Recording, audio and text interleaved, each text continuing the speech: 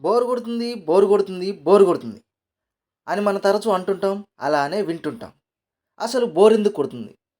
ఏ పని బాట లేకుండా ఖాళీగా కూర్చుంటే బోర్ కొడుతుంది. ఒక కవంటాడు, ఖాళీగా ఉన్న మెదడు దెయ్యాల దెబ్బతో సమానం అని.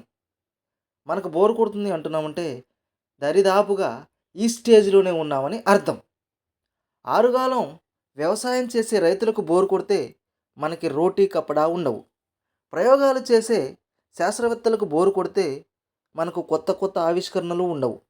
దేశాన్ని కాపాడే ఆర్మీ, నేవీ, ఎయిర్ ఫోర్స్, పోలీసులకు బోరు కొడితే దేశంలో శాంతి సమాధానాలు ఉండవు. మన ప్రాణాలు కాపాడే వైద్యులు, మనకు సేవ చేసే నర్సులు, ఫార్మసిస్టులు, టెక్నీషియన్లకు బోరు కొడితే మన ప్రాణాలు ఉండవు. సూర్యుడికి బోరు కొడితే వెలుతురుండదు. ఋతువులకు బోరు కొడితే కాలాలుండవు. వరుణుడికి బోరు కొడితే వర్షాలుండవు. ప్రాణవాయువుకు బోరు కొడితే మనకు ప్రాణమే ఉండదు.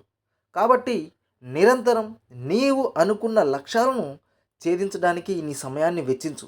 అప్పుడు నీ జీవితంలో బోర్ కొడుతుంది అనే పదం ఉండదు.